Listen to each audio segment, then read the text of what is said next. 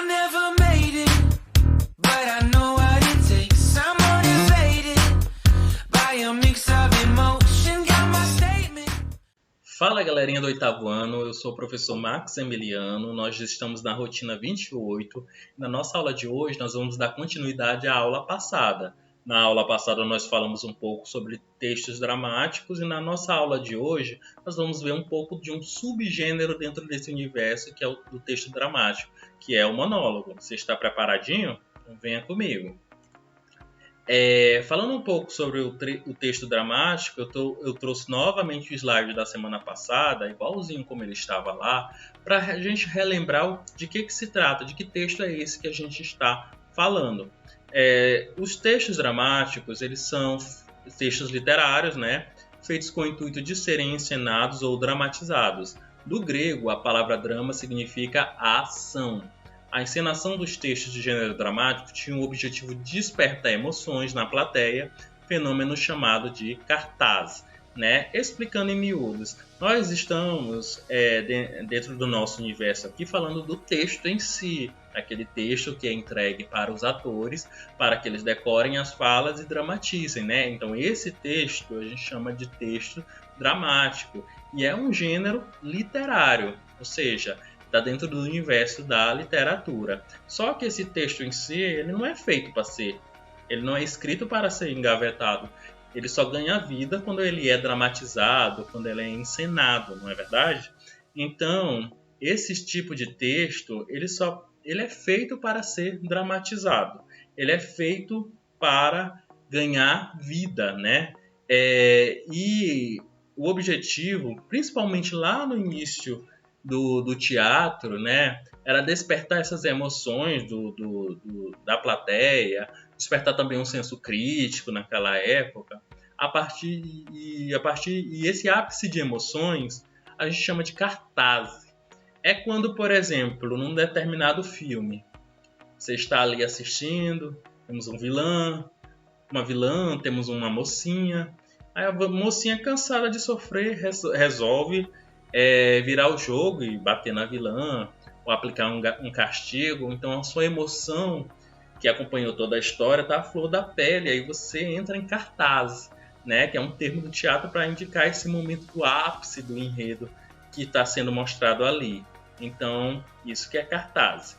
Falando um pouquinho sobre o monólogo como um subgênero dentro desse universo texto teatral, texto dramático, ele é um tipo de texto, acompanha comigo, que é interpretado e enunciado por apenas uma pessoa. Dessa forma, o discurso é feito para si próprio, de modo que o público, leitores ou ouvintes, eles têm a sensação de ler o pensamento de seu intérprete. Grava bem essa mensagem. O público, ele tem que pensar, ele tem que entender que ele está dentro da cabecinha ali daquele personagem. Porque o personagem está conversando às vezes consigo próprio, às vezes com a plateia, e ele está se desnudando, ele está falando de tudo de tudo aquilo que ele acredita, dos medos, das angústias, das vontades de se vingar de alguém, dos crimes que ele já cometeu na vida, dos roubos, enfim, tudo que ele já fez na vida, de bom ou de ruim, ele fala para si e para a plateia, Então, quem está assistindo tem a sensação de que não está só ouvindo aquela pessoa, e sim ela está na consciência dessa pessoa. E é isso que é o interessante do monólogo, porque é como se um personagem ele se mostrasse 100% para aquele público, para aquela plateia. Uma peça teatral, ela pode ser todo um monólogo, como também ela pode ser uma parte de uma encenação em que estão ou não presentes outros personagens. No momento do monólogo, se mais atores estiverem em cena, eles não conversam entre si. Nós podemos ter uma peça teatral bem grande, extensa, em que em um dado momento, um vilão, ali naquela peça, ele começa a falar da sua vida sofrida, do que o fez cometer aqueles crimes. Então, naquele momento ali em que ele está falando sozinho, na verdade ele está falando para a plateia, nessa peça teatral nós temos um pedacinho que é um monólogo. Então ela pode estar ali inserida uma peça teatral mais ampla, como também pode ser uma peça teatral somente com um personagem, com um ator. E geralmente, quando nós temos mais atores em cenas, quando esse personagem está falando com a plateia, está desnudando as suas emoções, os demais personagens eles não conversam. Às vezes eles até ficam meio que parece que eles estão dormindo, acordados, parece assim que eles não existem, estão em cena, mas parece que eles não estão ouvindo, eles não existem até. Então esse que é o interessante, isso que é o interessante de um monólogo, né? As características do monólogo. Aí eu trouxe as fotos de uma peça realizada pela Fernanda Torres em São Paulo. Observa primeiramente a imagem aí. Ela está sozinha, não temos nessa peça, ela não tem mais, ela não contracena com ninguém, ela contracena só com ela mesma. E nós temos aí uma cadeira. Veja como o cenário de um monólogo ele pode ser bem simplificado. Um livro, uma mesa, né, e um microfone, onde ela vai contar as suas angústias, os seus medos, as suas vontades, certo? Então, as características desse monólogo. Ele é construído para sua encenação, estando dividido em atos e cenas, assim como o texto dramático em geral.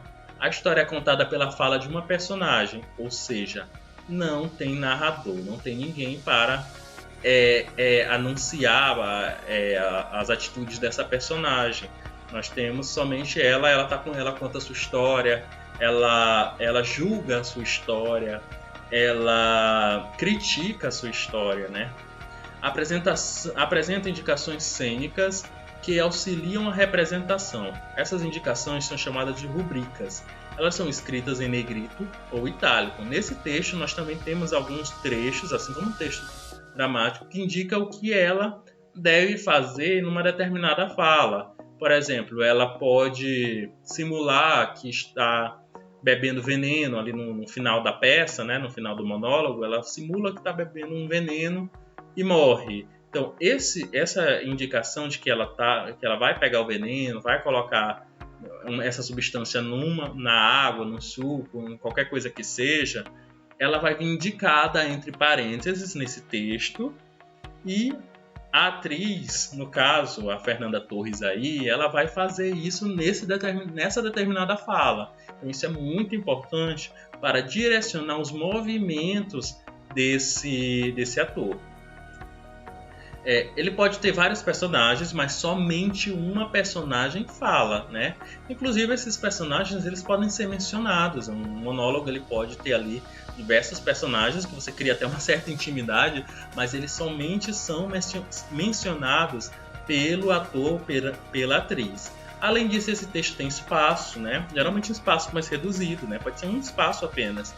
Tempo, introdução, complicação, conflito, clímax e desfecho, assim como o texto dramático.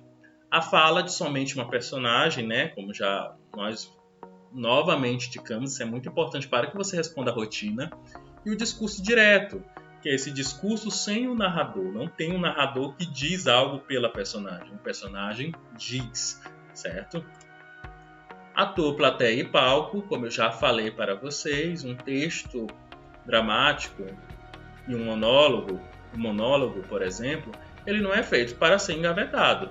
Ele deve ter um ator, deve ter uma plateia que vai assistir a esse espetáculo, e nós temos que ter um palco, né? Cenário, figurino e sonoplastia, né? Linguagem expressiva, dinâmica, corporal e gestual. Veja bem, ele não está, esse personagem não está dando uma entrevista ali parado ou contando a sua vida de forma parada. Esse personagem ele vai transitar pelo cenário, pelo palco ali. Ele pode ir para a plateia, conversar com essa plateia. Ele pode deitar numa cama, fingir que está dormindo, né? Fingir que está acordando. Então isso precisa de um jogo corporal, gestual muito grande, né? Característico de um ator profissional. Então, um ator profissional, quando ele pega o texto, ele sabe que ele não vai ficar parado recitando o texto que decorou. Ele deve fazer aquele texto ter vida. Então, ele faz por meio dos movimentos corporais e gestuais. Então, isso é característico, inclusive, dos cursos de formação de teatro, para quem pretende ingressar nessa profissão. Galerinha, nossa aula hoje termina por aqui, super leve, certo? Leia a rotina de novo, tá bom?